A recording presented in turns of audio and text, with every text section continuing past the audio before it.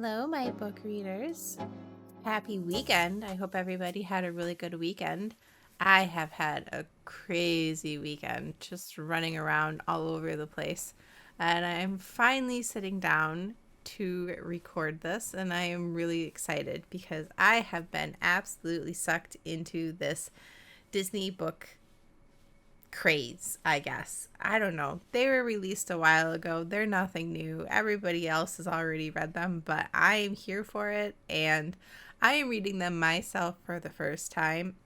I just love them. I'm sucked in, love it, really, really interested, and I like all of the little bits and pieces that she's adding into the classic Disney storylines that are keeping me interested. So today I want to talk to you guys about The Beast Within by Serena Valentino. Now, this is book 2 in this series, and this one obviously is covering Beauty and the Beast. For those of you who don't want to stick around, and I know there are people with short attention spans, not hating, I'm going to give you a quick one-sentence summary about what this book is about, and you can click out if you don't want to hang out for what I think of the book. So, The Beast Within by Serena Valentino. I would say it's a captivating picture into why the beast is a tormented soul. The book spends a lot of time delving into his really tragic past, his complex emotions, and redemptive journey. It does all of this while offering, I'd say, a pretty fresh perspective on one of the most iconic villains of Disney. So there you go. If you don't want to stick around, that's what it's about. Enjoy. For those of you who are still here with me, I want to do my usual summary. It's pretty short and sweet, though. You guys know what Beauty and the Beast is about, so there's really not a whole lot to talk about for just a book summary. But basically, I would consider it a darkly twisted addition to the Disney villain series in general. And I do think it offers a fresh perspective on one of Disney's, most enigmatic villains. Obviously, that's the Beast from Beauty and the Beast. This book takes the time to basically explore his origins and also the reasons for his inner turmoil. And I do think it does a really good job at shedding light on basically all of the events around the classic Beauty and the Beast and his history, the things that have transformed him basically from the young prince that he once was into the cursed beast-like creature that we meet in the classic Disney tale. But that's it. That's our summary. Right to the point, right? Now I want to move on to my analysis of the book. What makes this book great? The first thing I think that makes this book great is Serena Valentino's writing style. I would say that her writing style is definitely immersive. She does a really good job of drawing readers into this fictional world of the Beast, and she has really detailed descriptions and spends a lot of time giving you insight into his character's psychology. This story, again, like the other one, the Evil Queen one, is divided into some alternating points of view, so it does allow you to basically go deep into the mind of both the Beast and Belle. But I will say it's not balanced. I think you get a lot more viewpoints from the Beast than you do from Belle. But this dual perspective does give you a lot of insight into both the things that they both fear and desire, and I like the switch between both. I'm a big fan of seeing, an event or an action or something from both characters' point of view. I think when you get both perspectives, it causes you to feel more invested in the story. At least it does for me. When I get both perspectives of an event, I am more strongly invested into the story itself. And I definitely would consider that, the dual perspectives, a huge strength of this book. Another one of the strengths of this book, I think, based on, how I felt about it, the author does a good job of humanizing the Beast. She portrays him, how do I say? He's multifaceted, we'll just say that. He's a character filled with a lot of past tragedy and regret, and it's clear that he's just full to the brim with all of these negative emotions. But it's really through the flashbacks and the Beast introspective moments that I felt as a reader I was gaining a deeper understanding of the reasons that he was making these choices that had even led him on this path to the curse and being lonely in the first place. She did a really good job of showing me why he was so lonely and why he had such self-loathing kinds of emotions. I think the best way to describe it is that his inner turmoil really gives him a lot of depth and complexity to his character overall, and that was something I wasn't expecting, because when you really think about the classic tale, you're thinking about the Beast as a mere monster and you really don't know why he is the way he is. But the way that she spends so much time on the character's psychology and explaining his emotions, she really does a good job of humanizing him and making it not so black and white. Why he is the way he is a gray area, and you can really, understand and empathize with him in some ways. The novel also introduces some new characters, and I get really excited for the new characters. They did that in the first book and they did that in the third book. You guys know I started this out of order, and then I realized, oh shit, I need to go back and start the books in order because I read book 3 first. But I really like the new characters that she's adding into these plots. They give more layers to the existing classic tale, and it gives it a really fresh twist that I'm here for. I think the new characters, she did a really good job of seamlessly integrating them into the existing story because they really felt natural, as if they'd been part of the classic tale this whole time. However, I do want to mention that this book does lean heavily on what I would classify as just character development and introspection. So if you're looking for an action-packed book, you might not find this one super appealing. I did think the pacing was slow, but the pacing was deliberate. I'm convinced that it was deliberate because she spends so much time delving into the psychological and emotional struggles of all of the characters. So if you're really looking for something action-packed here, I don't know that you would feel really satisfied with this book. The lack of action also kind of, I think, causes the ending to feel rushed. I was expecting more insight into his time with Belle, like what you get in the classic, but the focus of this book was definitely on the history of the Beast. And his relationship with Belle at the end of the book, I swear to you, felt like 10 pages and almost like a subplot.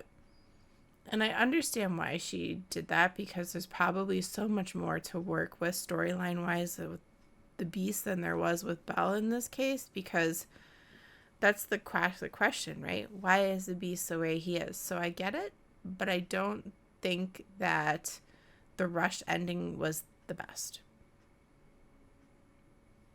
One nice thing about this book, though, that she did focus on a lot were the character relationships. And the first one I want to talk about is the Beast and Belle. I think this book really shines with their relationship because of the time that the author spent on character relationships in general. But the reason that their relationship was so special is obviously their relationship is central to the story, but she does a good job of showing you why the Beast is tormented, alone, vain, and struggles with his anger. But she does a good job of weaving that in with his interactions with Belle and showing that their original interactions are definitely marked with a lot of tension and mistrust. And the author does a really good job of portraying Belle in a way so she's intelligent, she's very compassionate, determined, and pretty much everything that you come to expect from this character. I think as the story went on, she did a good job of showing how their relationship deepened and how they both learned to trust each other. I thought it was really sweet. like I said, yeah, their relationship did feel like a subplot, but the parts about their relationship that it was focused on were written very well, and I did really appreciate that. Another surprise for me in this book was Lumiere and Cogsworth. I really enjoyed the little snippets of insight about those characters. Their relationship is still marked by their contrasting personalities, we'll say that. And they do have a shared devotion to the prince Adam. Did you guys know the prince's name was Adam? Didn't know that until this book. Fun fact for you. Lumiere still tries to, inject humor and romance into their lives, but Cogsworth is still more concerned with maintaining order and obeying the prince's rules. But one thing I thought that was really sweet about these two characters is the author makes it abundantly clear that both of them truly love the prince, especially Cogsworth, because the prince, and when I say he, even goes so far as to admit Cogsworth feels like family to him. But then he kind of, in a warped sense of way, says he won't admit it to Cogsworth because he remembers his father's cold indifference towards their servants and wrongly believes that he should follow by his father's example. But I thought that little snippet, when it clearly shows you how much he relies on Cogsworth and cares about Cogsworth, was really nice. It was one of those humanizing moments that I talked about. Another surprise in this book, and perhaps the most surprising for me, was Gaston. I loved that the author took Gaston, who clearly is the most annoyingly despicable character, and she gave him depth. It turns out in the book he was a lifelong friend of the prince. Didn't see that coming. And I was equally surprised to see that the prince truly valued their friendship and held him in high regard. He even went so far as to give Gaston and his father lands, because his father, Gaston's father, I should say, was originally the gameskeeper, I believe, for the castle, and he was just, like the peasant class back then. And the prince gave him lands and gave Gaston money, and Gaston did good things with it. But still, the character had many flaws, and he wasn't the best person, but everybody has good and bad characteristics. Nobody's perfect. But I did like the fact that he wasn't all bad, and a lot of the snippets about his history with the prince were actually very sweet. The author made sure to just make it clear that Gaston wasn't a one-dimensional character like he really appears to be in the classic story.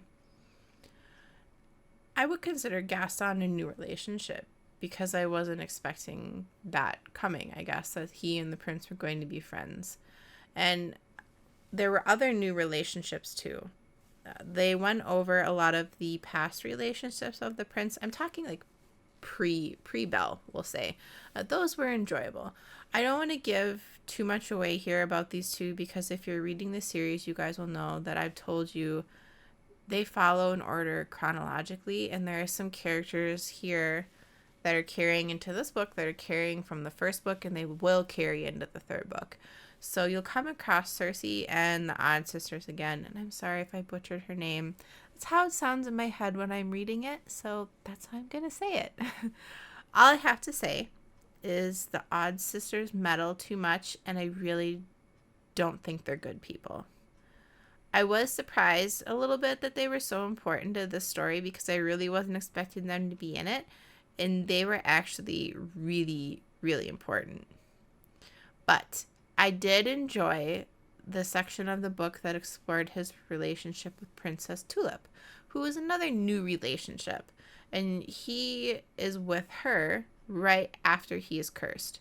Again, she's a new character, but I do think the author does a really good job of having her fit right in with the plot. Again, like I said before, pretty seamless. Feels like she's been there the whole time. And Tulip has depth of her own, and I do think her relationship was important because her relationship helps illustrate basically his decline from this vain prince into the beast while the curse continues on. But the most important relationship in the Beast's history were relationships, I should say, were those with his parents. And the relationship with his parents shed light on not only just his family background, but it contributed to his character as a whole and the reasons behind his transformation within the curse. The author makes it clear his parents aren't alive right now, but the information that she gives us are from his own memories and the feelings that he recounts about his parents through those memories. The first relationship I want to discuss is the Beast's father, the king. And he even referred to his father as the king. He didn't refer to his father by name, which I thought was pretty sad. But basically, the king is depicted as a really stern and demanding parent, and he's primarily concerned with maintaining the family's reputation and wealth. Sadly, he sounds like a typical snobby royal. He has so out of touch with reality and has no clue what's really going on. But he places a lot of importance on appearance and is really disappointed by the prince's behavior and lack of interest in ruling in the kingdom when he was younger. So his father, I believe, is the source of his vanity and cruelty. I think the king's expectations weighed so heavily on him that he was the significant driving factor for the reason why the prince had so many struggles that eventually led to the curse itself. The mother was, I think, painted in a more positive light. She's portrayed as more empathetic and understanding, definitely more empathetic and understanding than the king. She's really concerned about the prince's well-being and growing up like a normal, child. And she does try to offer him support and comfort, although, she's limited, unfortunately, by the king. She gets restrictions just like everybody else. But her presence in the Beast's life, I think, is the reason that you are offered any sort of hope that this character can change. She is his source of humility.